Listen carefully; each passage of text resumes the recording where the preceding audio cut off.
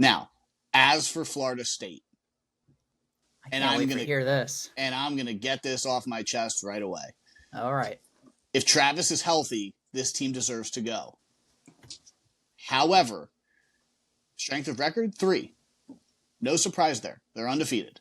Strength of schedule 55. Right? Their schedule is the worst out of anybody in the top 10. As for their season, sure. Undefeated is a wonderful accomplishment. They barely beat Clemson, who is no longer the Clemson that they used to be. They escaped the Boston College comeback. Boston College is horrendous. They beat a Miami team that's terrible. If you look at their big wins, they beat LSU first week of the year when LSU was supposed to be God's gift to football. They weren't. Then they beat Duke and they beat Louisville. Those are their 3 quality wins. LSU first week of the season, Duke, and Louisville. That's it. Duke was good. You can't say Duke wasn't good. But when you're talking about a national title contender, Duke finished 7-5.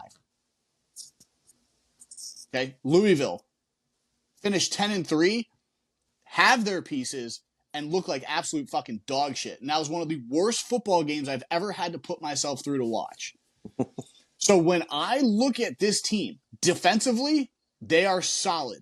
But it's not enough for me to tell you I think their defense is going to carry them to a victory. Sure, they held Wake Forest to 16, Pitt to 7, Miami to 20, North Alabama, who's fucking horrendous, to 13, Florida to 15, and Louisville to 6. Sure, the defense is good for the ACC. I will tell you right now, with Georgia's backups in, they're going to blow the fucking doors off of Florida State. 1,000%. And the only reason why it's close is because Florida State will roll everybody out to prove a point, and Georgia's not going to give a fuck. And half their team's going to, I'm not playing in it. It is what it is. And the committee will be like, we got to keep this game close so everyone thinks it was a good game. No, it's bullshit, dude. If they matched up against each other right now with Rodemaker or the other fucking loser, they're getting their doors blown off by 40. And it's not even close. This team not only doesn't deserve it, I don't even know how I'm going to watch that bowl game. They shouldn't even be in the top 10. Without Travis, they're not good. It's that simple. That's my problem, though. And I understand that's the reality of it, but a QB should not determine a team's fate. They were good with him, and they were good without him. Just because he had a season-ending injury, I don't think by all means just be the committee be like, oh, forget that idea. Hold on a second. What the fuck do you think's happening with the Jets? Explain that to me. No, exactly. I understand. Yeah, but that would be okay. But it's Dino, different. It's different, dude. No, I don't Dino, know. It's different. If you want to bring up the Jets situation, then it's the exact same situation that you're saying. They got a strong defense, just like Florida State does, except they still win. So hold on. If you're going for best team, which is what the committee is going for, how can you not say that Florida State, when you're looking for the best team, when their star quarterback and Heisman contender goes down and their best player on the team, and they still keep winning game after game after game because the team steps up and it's a team game? I get it. He's the most important player. Everything funnels through the quarterback. But when your top player goes down and you still keep winning, like that shows that you're a good team. I get it's not sexy, but like it's a good. Did you say the team. Jets are winning? No, I'm saying FSU. In this situation, if Rodgers goes down, just like Jordan Travis went down, and the Jets kept winning, the defense carried them, and they still found a way to win, wouldn't you say that's a resilient, gritty team, and I like them? Okay, but when I look at the 3 opponents that they had to face when he was hurt, Louisville's a top 20 defense. Their defense is really good. It's pretty good D. Yeah, I could run an RPO with fucking Navy against Louisville or against Florida State. I would have put up more offensive yards than Louisville did. Holy shit. That was the most embarrassing offensive performance I've ever seen with your season on the line. It was embarrassing. Embarrassing. What? Your boy RG3 put together a nice little little paragraph here of just information that really sways anybody's favor towards FSU, because I think it's just utter BS that they were thrown to the wolves and not even considered at all over the Jordan Travis situation. Florida State is the first undefeated Power 5 conference champion to not get into the college football playoff, despite the ACC having a 6-4 record against SEC this year, despite FSU's defense not giving up more than 30 points in a single game all year, despite their offense having more yards in the ACC championship than Michigan had in their Big Ten championship, despite holding Louisville's top 20 offense to only 6 points, despite beating 4 top 25 teams, despite finding a way to win with both of their backup quarterbacks, not just their second, but they're also their third string too, after Jordan Travis goes down, and also a bitter rivalry game at UF too. They were away that game, and going into the swamp, that's hard, especially for a game like that. And then despite finding a way, fudge. I lost my spot. Yeah, Florida State earned a spot, I think, in the college football playoffs. I mentioned it before. Either Georgia or FSU should have gotten that spot. But I don't think it's right, just because without Jordan Travis, that you should punish 100-plus players and coaches just because one player is not there. Yes, you're punishing them. FSU answered the bell to every question that they had. It's punishing. It's punishing. It's not punishing. It's a travesty that they were not in the college football playoffs this year. Yes, it is. No, it's not. It's a blessing. They beat the piss out of LSU this year. First game of the year when they thought fucking terrible. Everybody thought that they were going to be good week 1, and everybody thought that FSU was going to get their doors blown out, and they did the opposite. I can't even believe I'm going to say this, but I'm going to just say it because I think you're fucking delusional, right? If you're going back to the LSU wins, okay? I'm just using it as an example. Now, I understand, but if you're going to go back to the LSU win, then the Alabama week 2? Mm-hmm. Doesn't mean shit either. When Bama didn't know who they were, that doesn't mean shit either. But then you could just say the same thing, though. Let me ask you a question. Yeah, but that was at home. Bama lost at home. This is a really simple question. It's yes or no. If Florida State got in, did they have a chance to win a national title? Do they have a chance? Yes. Is it a good chance? No. Yes. Yeah, I would say they have a chance. Everybody has a chance. Okay. Who has a better shot, Alabama or Florida State? But that's besides the point. That's the approach what I'm that asking, the committee though. That's the reason why everybody's pissed at the committee is that they forewent every single thing that historically led up to this point for the better game. Yeah, that's not what they're going for. They need to go with the best teams. They're going with the best matchup. So you're falling into what the committee's doing. I agree with what the committee did. I know it. It would be counterintuitive, and it wouldn't seem right to put a team that you know is going to get blown out probably because they don't have their best player. But how do you can't just forego a Power 5 conference undefeated champ, like just because it's not going to be a good enough game. But they do it every year. No, they don't do it every year. You don't leave an undefeated Power 5 conference champ out every year. It's the first time it's ever happened. No. Yes, but you're going to leave a Power 5 champ out every year. Not undefeated. No, not undefeated. No. Right, but that's the whole point that everyone's trying to make is it's an undefeated conference champ. When Travis got hurt, you told me they were fucked. Because they were. Season was done. They were. And if you're sitting in the committee room and you're watching those games and your job is to choose the best 4 teams in college football right now, they're not in it. And you know that. They are because they answered all the questions. You said that they were going to get blown out by Louisville. That's what you said. Yeah, I didn't think Louisville was that fucking bad. But that's my point is that they keep answering questions when you said that they were going to get their doors blown off is exactly what you said. They answered the question and fought back. That's a good team. They're finding ways to win. I'm not saying they're a bad team. I'm not saying you are. But they belong there. They belong. But they do not belong in the top. I would rather watch a different matchup in the Orange Bowl than Georgia versus them. I would. So my thing being it's kind of a moot point because, yeah, I know it's the last year and they're going to 12 next year, whatever. But it's still salty. My thing is, if you're going to do that, you got to do it on the front end. At the beginning of the year, be like, look, here's how we're going to do this. We're going to look at the best teams available, pure and simple, just or the best matchups, however you want to say it, instead of what they've historically done for 10 years. I think that's why everybody's so pissed about it.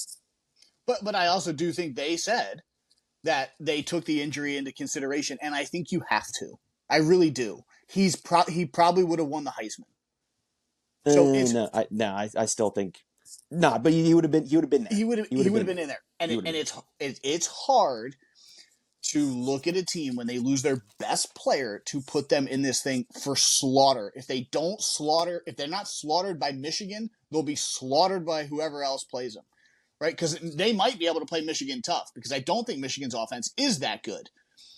But I don't think they would score a point in the game. I think they'd lose probably 13 to 20 nothing. Yeah, Michigan's defense is probably the best defense in the country. So yeah. It would be tough. So I'm having a hard time understanding how they would get in. I still think on principle alone, even if you know you're leading your lamb to slaughter, so to speak, I personally wouldn't go against historically what they did and disrespecting, for lack of a better term, a undefeated conference champion. Like, it is what it is. They did. It's shitty how they did it, but I would have gone. I would have voted against it. There's three teams in the ACC that are above 500. It's not a good conference for football this year. Yeah, but okay, look at the Big 12. Like, so you got like who was remotely close to Texas? Like, that division wasn't good. Oh, look what they did to the second best team, Oklahoma State. They beat the brakes off them. They got no defense. Like, Kansas, okay, Kansas had an upstart year. They were good this year, but historically been the worst program in college football before the past 3 years. Who else they got on there? They lost to Oklahoma, their biggest rival. That's not good. Like, a down Oklahoma team, too. Like, Oklahoma was in the top 25 at some point this year, but, like, they weren't a good team. Who did they play? Kansas State? Like, I don't know. I don't know how they still didn't go undefeated. That's my thing. They didn't go undefeated, bro. I have two things that I would just want to mention, and then we'll wrap this whole conversation up with FSU. If Jordan Travis mattered so much to the committee, then why in the last 2 weeks, when he already was hurt, did the committee decide to rank them number 4 still? Yes. If it mattered that much. Because majority of people think that FSU got robbed. And I have 3 more questions, too, that kind of That's a great point, Jedi. This. If Jordan Travis was so important to FSU keeping them out of the top 4, then why is Jordan Travis not a Heisman finalist? If FSU is worse than Bama and Texas, how is FSU then better than Georgia? And if the past matters and the Texas win was a great win for Alabama, then why is FSU's win against LSU bad just because it was in week 1? Those are the 3 questions LSU sucks. What about answer the other 2? All right, so let me my one point is I love that first question too, because you're exactly right. If it was going to be about, well, their best player got hurt, then bump them to 5. Like, you know what you're going to do. You knew that Georgia and Bama were probably going to be playing in the championship, and there was a good chance that Bama beat Georgia. Like, you knew all these crazy situations could happen. Right at that point, if they lose him, and maybe even the next week too, like, I forget who they played the next week, but offense wasn't good. Bump them to 5 then. Like, then it wouldn't be this huge shock and awe whenever you decide to, forego the undefeated conference champ. Either way you slice this, right? They fucked up. They always fuck up. Their saving grace is the fact that this is going to 12 teams. Why it took so long to get to 12, I have no idea. Yeah, but and you're right. And it's going to be less of an issue whenever you're talking about the 12, 13, 14 teams than, 3, 4, 5, yeah. Yeah, like I said, my final thought on this whole thing is I do think they got it right as for the best matchups. However, the only other team I probably wouldn't have let Bama in. Probably would have let Georgia in. Probably would have given Bama probably deserved the 5 at that point. Florida State would have been the 6. And the reason why I say that is because I do think the quarterback position is the most important. And I think he was the best player on the field every time they stepped on the field. I can't just let that go. Their strength of schedule was fucking terrible. I guess to wrap up this whole conversation, though, FSU travesty that happened. Alabama doesn't belong. Dude, And Georgia should also be Travesty. dude, honestly, if you're ranking the best teams, they're not even in the top 25. Like, they're just shut not. up. They're not, dude. If they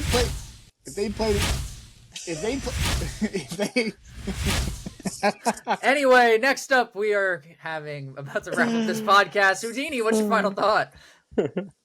Oh, that's great. Oh my He god. got you good, fucker. Here's my final thought. Fuck you, Jeff.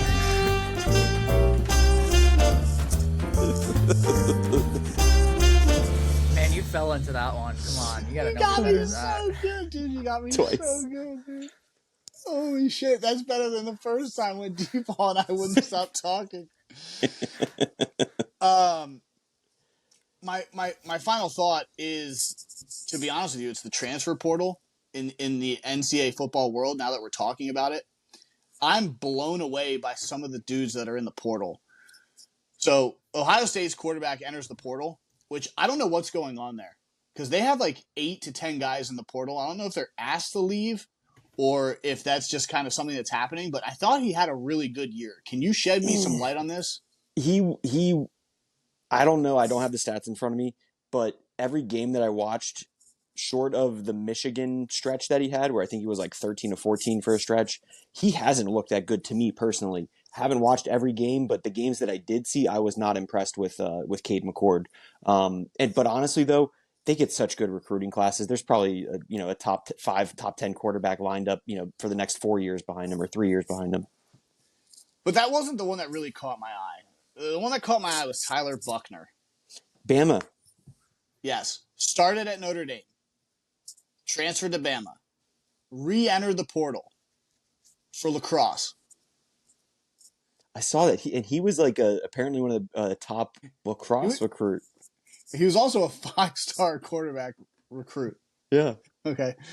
The last thought that I have, Jedi, because I think last week I might have bashed you for it. It was a couple weeks ago, actually, when we were talking about team celebrations. And I said, What? I don't remember this. yeah, remember I bashed you for it, and I was like, these fucking nerds sit in a hotel room and like thinking come about up with it. their... Yeah. Remember that? Did you see the roller coaster?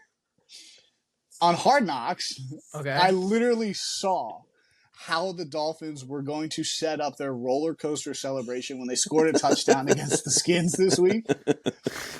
And they were talking about it, like, yo, what do we do? I was like, he was like, oh, let's just do the roller coaster. I'll have my hands up. You fasten our seatbelts, and then we go for the ride.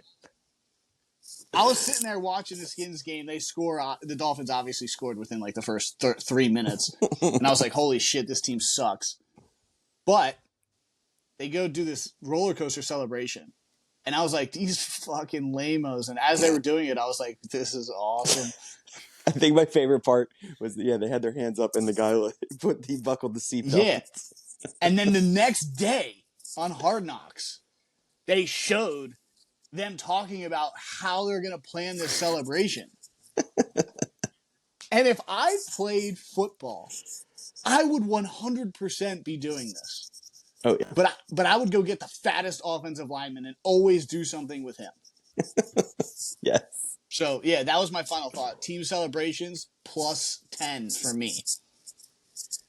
Well, that's going to do us all for here at Hot Shots Podcast. If you ever need to keep up with your sports news or ever want to hear some cool rankings, then Hot Shots Podcast will always be the place for you. So subscribe and follow to all of our social media platforms. You can always find us at Hot Shots Podcast. Unfortunate thing again, man, with this FSU, and I'm taking it. This fucking guy. It's personal. It's not personal, dude. They suck. See ya.